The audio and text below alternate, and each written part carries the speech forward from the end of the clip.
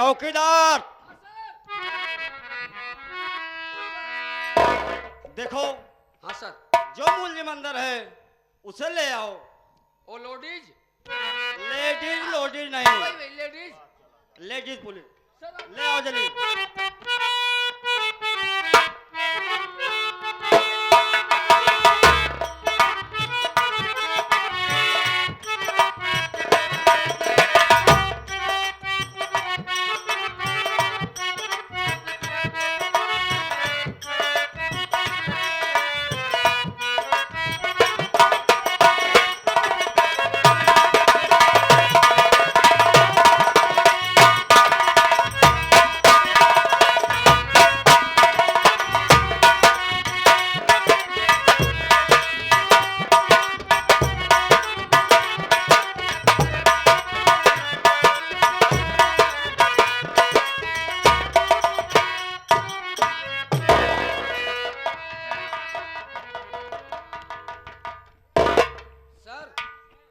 हाँ चौकीदार। बहुत रो रही थी थाने में के अंदर। पहला नंबर हथकड़ी खोल दो। खोल दिया सर। हथकड़ी खोल दिया हो? हाँ सर। ठीक है। देखो हाँ? ये मुलजिम से मैंने बहुत कड़ाई के साथ हाँ? पूछताछ किया, लेकिन ये मुलजिम बेकसूर है। तो देखो आप बात करना चाहते? हाँ। सर आप करना चाहते हैं?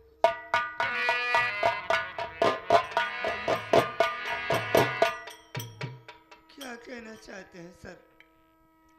देखो मैं तुम्हें अपनी रिहाई पर छोड़ रहा हूं। जमानत पर? अपनी रिहाई जमानत पर तुम्हें छोड़ रहा हूं, लेकिन तुम यहां से कहीं नहीं जाना है। तुमको सीधा अपने घर पर जाना है और जो तुम्हारे घर वाले तुझ पर जुल्म ढाया है उस पर गौर नहीं करना और गलती मांगना और तुम सीधा घर पे जाना। अच्छी बात है सरकार, मैं अपने किए हुए पर पश्चाताप करूंगी और अपने घर को वापस लौट करके चली जाऊंगी साहब। ठीक है, जा सकती हो, लेकिन जाते जाते अपना नाम तो बता दो, वरना जरूरत पड़ेगी तुम्हें थाने पे बुलाया जाएगा।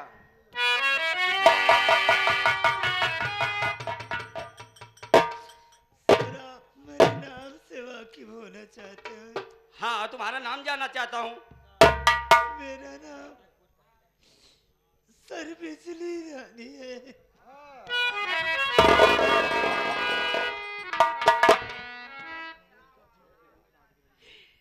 साहब आप मेरा नाम सुन करके मुंह कर क्यों गए हो? कोई बात नहीं, तुम जा सकती हो।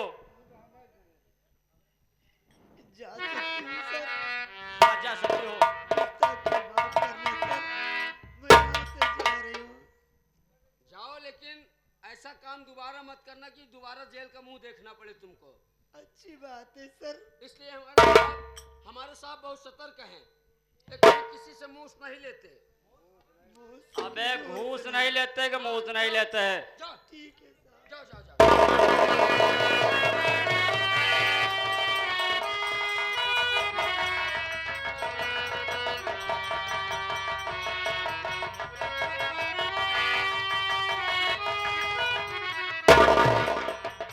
चौकीदार सर मैं एक बात नहीं समझ पाया, वो अपना नाम क्या बताइए आप? मतलब आप चौंक गए और उदास हो गए, मैं समझ नहीं पाया इस बात का। मैं हाँ चौकीदार, हाँ सर। इसके बातों से हाँ? मुझे मेरे दिल में बहुत बड़ी ठेस लगी। ये अपना नाम बिजली बता रही है। हाँ सर। याद होना चाहिए मेरी बहन का भी नाम बिजली है। क्या हो सकता है मेरी बहन तो बिजली तो नहीं हो सकती है? इस संसार में एक ही नाम के कई व्यक्ति होते हैं, तो क्या जरूरी नहीं कि आपकी बहन ही हो? अगर बहन होती तो आपको जरूर पहचानती सर। ठीक करे हो चौकीदार। हाँ ऐसे ही एक ही नाम के अनेक आदमी होते हैं, अनेक आदमी। कोई बात नहीं है। चौकीदार, हाँ सर। थाने का देख रेख करना। हाँ? और मैं चल रहा हूँ हल्के नंबर 3 में, थोड़ा खड़ा हो गई है, मैं वहां जा रहा हूँ बस में। मतलब आप हल्के होने जा रहे हैं? हल्के नहीं भारी होने जा रहे हैं, हल्का क्षेत्र देखने जा रहा हूँ। हल्का क्षेत्र देखने जा रहे हाँ, हैं? क्षेत्र देखने जा रहा हूँ। हाँ सर। थाने का देख रेख करना, ठीक है? ठीक है।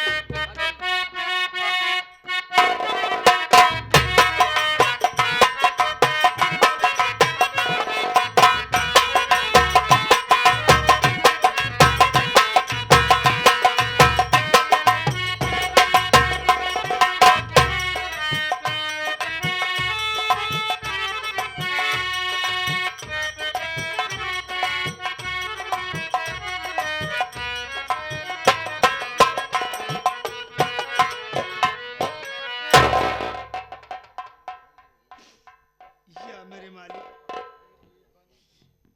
आज प्रशासन के लोग हमें अपनी जमानत पर रिहा कर दिया और ये बोले कि जाके तू अपने घर वालों से पश्चाताप करो, अपने किए हुए पर अपनी गलती महसूस करो। पर मैं ये सोच रही हूँ भगवान कि मैंने तो ऐसी कोई खता और ऐसी कोई गलती नहीं की है जो कि अपने घर वालों से माफी मांगूं और अपने किए हुए पर पश्चाताप करूं।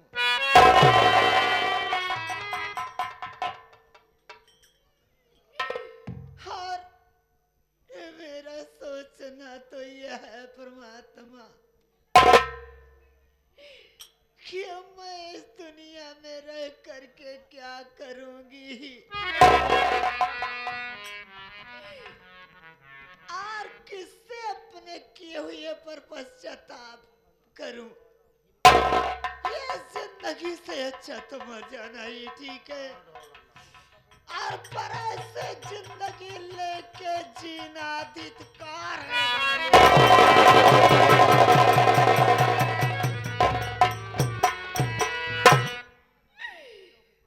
अपने घर को लौट करके वापस नहीं जाना चाहती। सामने दरिया दिखाई पड़ रही है,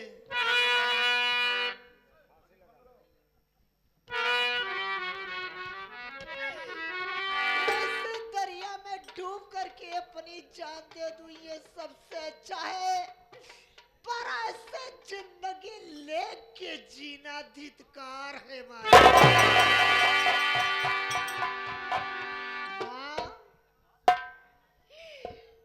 अरे वो माँ, हमें भी अपनी गोद में बुला लो माँ। मैं क्या करूंगी इस दुनिया में सलामत रह करके। इस दुनिया में जीना मुनासिब नहीं समझ रही हूँ। अपने आप को आत्मसमर्पण करना वाजिब समझती हूँ भगवान। माँ,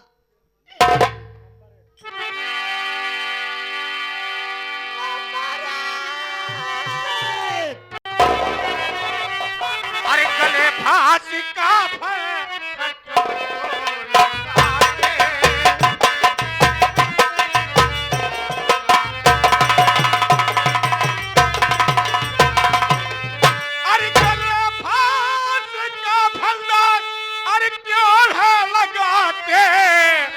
पता किस लिए जान अपने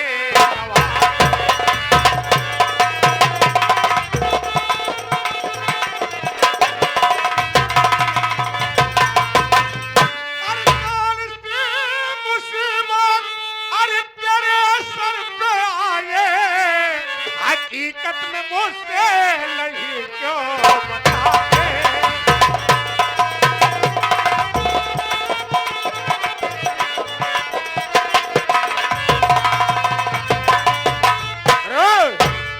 बताओ कौन सी ऐसी मुसीबत है, कौन सी ऐसी परेशानी है, कहाँ की रहने वाली हो जो आज अपना जान देकर इस दुनिया से जाना चाहती हो?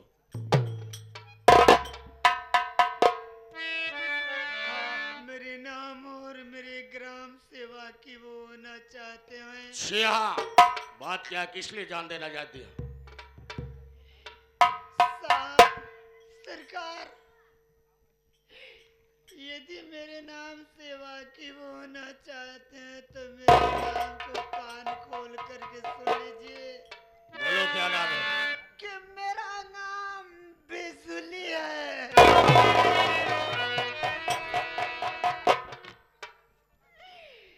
और मैं ग्राम सभा विनयपुर की रहने वाली हूँ सरकार।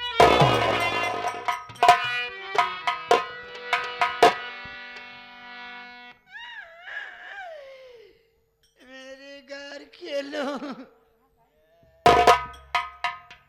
ने बता कि क्यों जान देने जा रही थी? जान तो इसलिए देना चाहती थी सर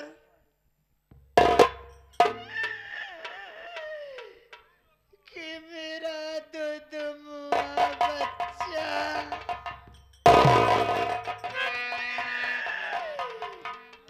मेरी गोद को सोने करके भगवान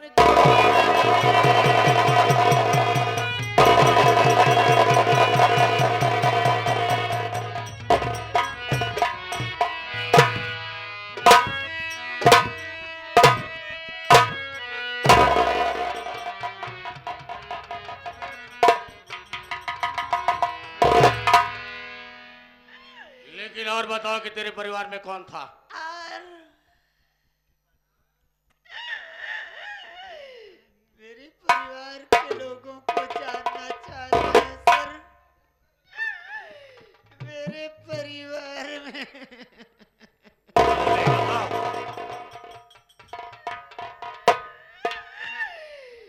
मेरी सासू माँ जो कि जिनका नाम कमला रानी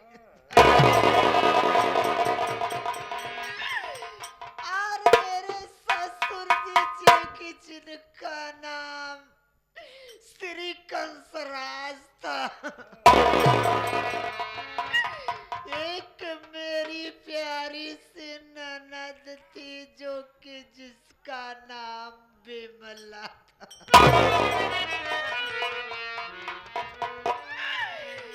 और एक मेरा छोटा सा प्यारा सा देवर था जो कि जिस देवर का नाम विनोद कुमार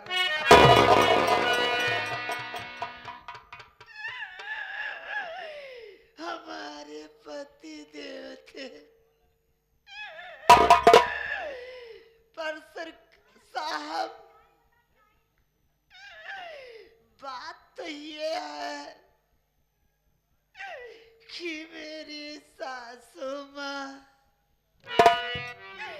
की बात ही खत्म कर दीजिए मेरे पति देव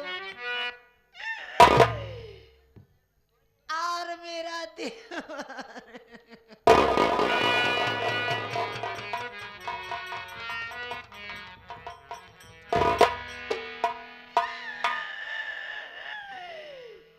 घर की जिम्मेदारियों में सौंप कर मेरे पति देव अपनी ड्यूटी पर चले गए और मेरा देवर विनोद खेतों में काम करने के लिए चला गया। जाते जाते जाते मुझसे ये बोला कि भाभी तो मेरे लिए खाना और पानी ले करके खेतों में चली आना। मैं बोली ठीक है मुन्ना, तेरे लिए खाना और पानी ले करके खेत में आ जाऊंगी। मेरा मुन्ना खेतों में काम करने के लिए गया और अपनी गोद का दुधमुआ बच्चा अपनी ननद बिमला को सौंप कर जिंदगी खेतों में खाना और पानी लेकर के चली गई और अपनी ननद से ये बोल करके गई कि मेरे मुन्ने की देख रेख करना, मेरे मुन्ने को अपना भतीजा नहीं बल्कि अपनी औलाद मानना दीदी। मुन्ने को कुछ होने न पाए। दीदी को सौंप कर चली गई खेतों में काम करने के लिए मेरी दीदी।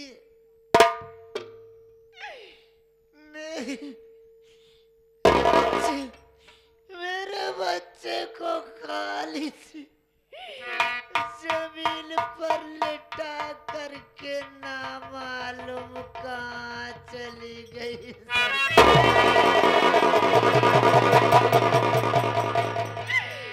आने के बाद देखी तो मेरा बच्चा खाली जमीन पर और मेरी दीदी मेरे मुन्ने को छोड़ करके गायब लापता हो गई थी।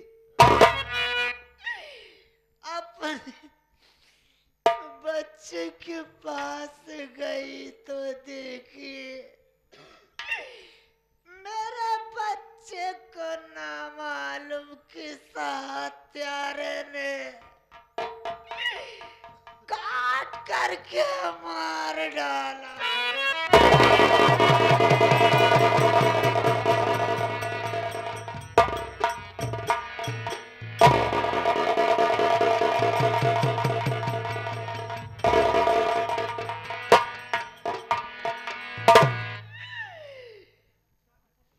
मैं अपने बच्चे को लेकर के रोती बिलखती पड़ी हुई थी। ऐसा मुझसे कुछ नहीं सुझाई पड़ा। मैं सोची कि अपने बच्चे को लेकर के यहाँ से कहीं दूर चली जाऊं। गांव वालों से अपना हाथ पसार करके भिक्षा मांग के अपने बच्चे का कफन दफन कर दूं। पर सरकार अपने बच्चों को जब लेकर के भागी तो प्रशासन के लोग मेरे पास आ गए। हमें जबरदस्ती अरेस्ट कर लिए, पूछताछ करने लगे। पर मैं अपनी सच्चाई को बताई। मेरी सच्चाई को वो लोग कबूल नहीं किए। जबरदस्ती हमें जेल के हिरासत में डाल दिए। उसके बाद पुलिस के लोग मुझ पर रहम खाए, हमें अपनी जमानत पर छोड़ दिए और बोले कि जा तू अपने घर को लौट के वापस चली जा। अपने किए हुए पर पश्चाताप करना, अपने घर वालों से गलती मानना। सरकार जब मैं रिहा हो गई तो मैं ये सोची कि क्या करूंगी अपने घर को लौट के जाके। ये जिंदगी से अच्छा तो मर जाना ही ठीक है, पर ऐसी जिंदगी लेके जीना धिक्कार। यही सब सोच करके हर बातों को मेट करके आई थी इस दरिया में अपनी जान को खोने के लिए। पर आप क्यों आके हमें बचा लिए? आगे प्रमादरी नसीम भाई टुक वाले डाला वाले, ये काली बादलपुर के निवासी हैं। जिन भाई को भाड़ा के लिए संपर्क करना हो हमारे नसीम भाई संपर्क करें। 11 रुपये देते हैं। भैया का धन्यवाद। जानना चाहती हो तो मैं तुझे जरूर बताऊंगा।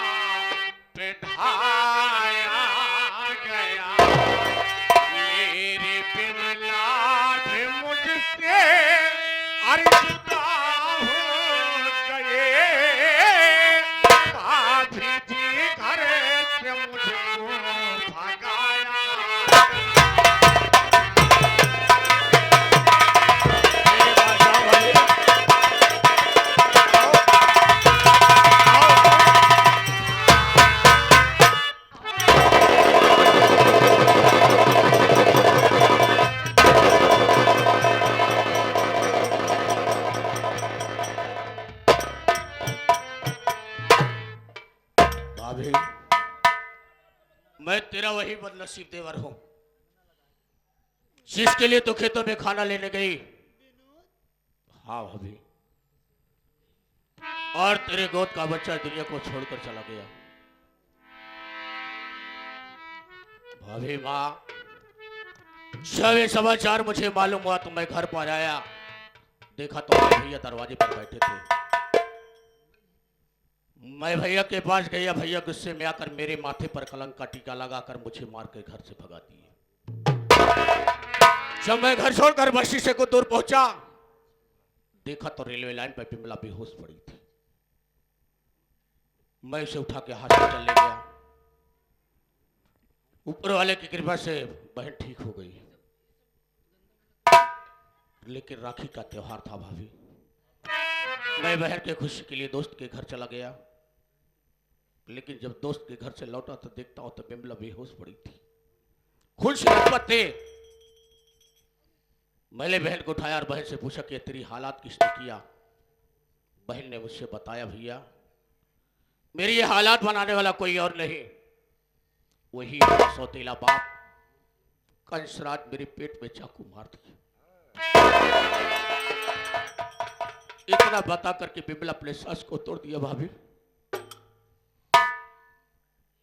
उसी वक्त हमने बहन के खून का कसम खाया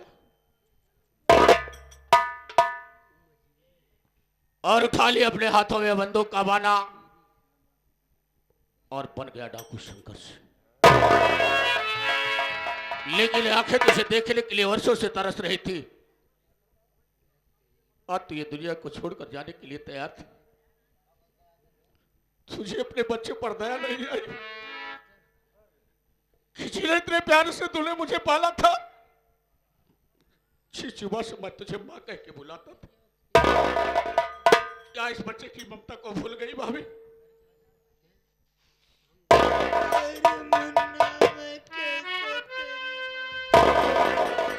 हूँ?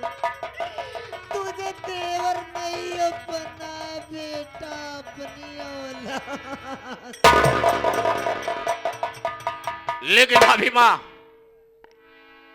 आज मुझे सब कुछ मालूम हो गया कि मेरे मासूम भतीजे का खून किसने किया है। जो हरामजादा मेरी बहन को इस दुनिया से मिटा सकता है, वो कमीना मेरी भतीजे को दुनिया से मिटा सकता है। लेकिन आओ भाभी, उसका खेल खत्म हो चुका है। सुनो मेरी बात को, मैं तुमसे कुछ कहना।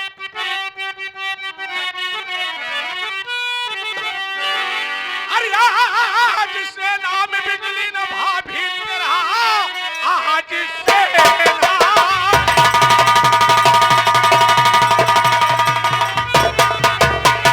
अरे बिजली भाभी तेरा, शेरनी बन के दुनिया में छा जाओ तुम। अरे जिसने परिवार बर्बाद अरे अपना किया, खून से चले उसके नहाने।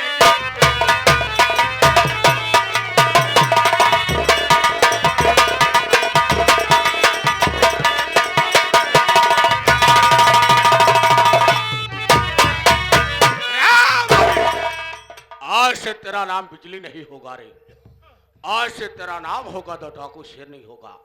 अरे उठा ले अपने हाथों में बंदूक का बाना और मिटा दे से बेदर्द जमाने के लोग को।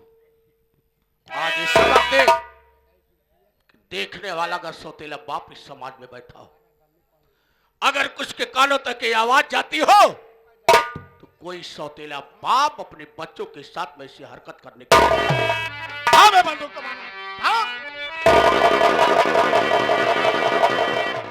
जय मां दुर्गा, जय भवानी।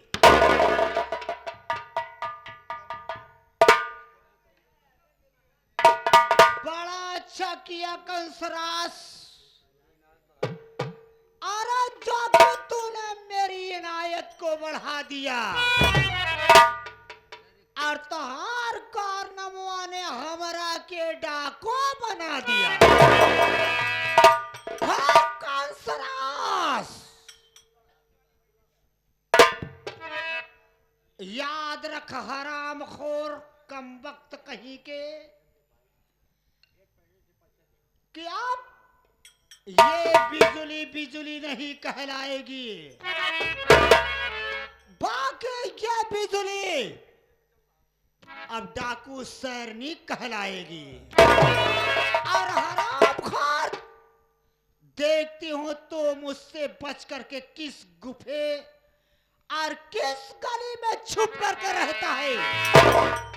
अपने अपमानों का बदला गिन गिन कर तुमसे नहीं चुकाई तो मेरा नाम डाकू शेरनी नहीं होगा। आ रही हूँ हरामखोर तेरे पास और तेरे मौत का पैगाम लेकर के आ रही हूँ। चलो भैया चला जाए। चलो चलते हैं।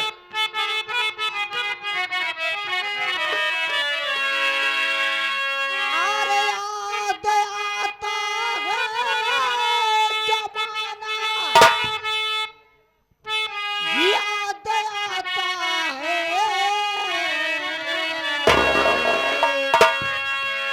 और समय कितना भी नाजुक हो जमाना याद आता है।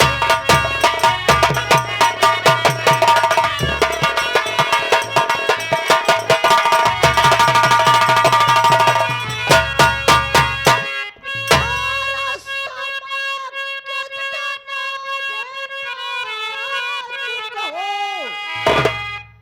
जमाना याद आता है। और महा